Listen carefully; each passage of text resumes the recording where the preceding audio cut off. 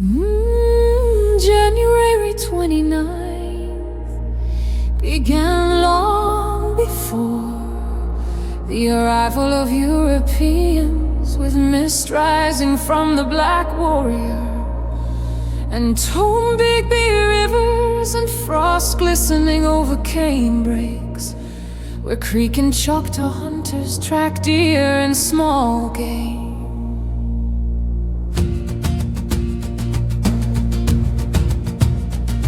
There along the rivers thrived on trade, fishing, and the knowledge carried through generations. Spanish explorers passed through in the 1500s, leaving behind reports, crosses, and iron tools, while French traders established Mobile and other posts in the 1700s, exchanging beads, weapons, and goods with indigenous communities. British control followed in the mid-18th century, briefly replacing French influence only for Spain, and later the United States to assert claims, each shift leaving its mark on language, law, and settlement patterns. By January 29th, 1880, Alabama's territorial legislature at St. Stephen's debated land surveys, governance, and infrastructure, seeking to impose order on lands long inhabited by native nations.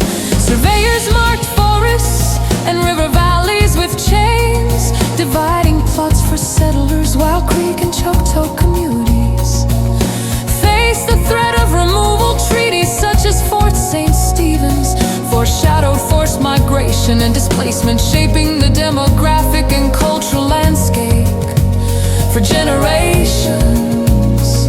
On this day in 1861, Montgomery hummed with anticipation of succession. Delegates moved through hotels and courthouses, drafting constitutions and debating allegiance, as news of political decisions spread across the state by telegraph and horseback. The cotton economy, dependent on enslaved labor, underpinned every discussion, and the coming war would soon touch every community. In the decades following the Civil War, January 29th witnessed Reconstruction efforts, freed people, built schools and churches, asserting their place in Alabama's evolving society. Pasteurization reached towns like Birmingham, Anniston, and Huntsville, with mills, ironworks, and transportation networks, linking Alabama to national and global markets. On this date in 1942, National Guard troops trained across the state, preparing for service in World War II, highlighting Alabama's growing role in national defense. By the Marti-Cincy civil rights activism transformed January 29th into a day of organization and strategy. Voter registration drives, marches, and legal campaigns sought to overturn discriminatory laws, while Huntsville's engineers continued work on rockets and satellites, advancing Alabama's position in the space race into the 21st century. Historic preservation projects at Cahaba, St. Stephen's, and Montgomery, alongside research and technology initiatives, ensured that the stories of the past inform the work of the present.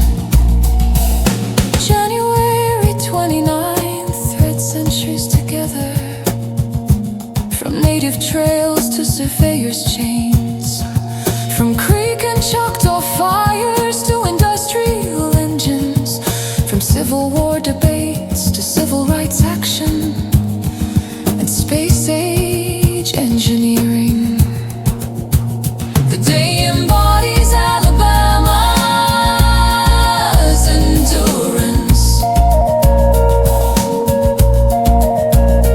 illustrating that each generation inherits the legacy of those before and carries responsibility for shaping the land,